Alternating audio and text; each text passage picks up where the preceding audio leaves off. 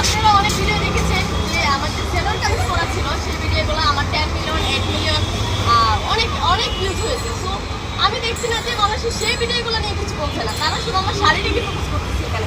তো আমার মনে হয় যে তারা আসলে নারীদেরকে ছোট করার জন্য তারা এটা করছে, শুধু শাড়ি নিয়ে তারা পরে আছে। তাদের দেখা উচিত ছিল যে মেয়েটা তো শাড়ি পরার কারণেই ভাইরাল হয় না, তার তো আগে অনেক ভিডিও ভাইরাল আছে, সেখানে সেলর কামিজ পরে রাস্তায় কাজ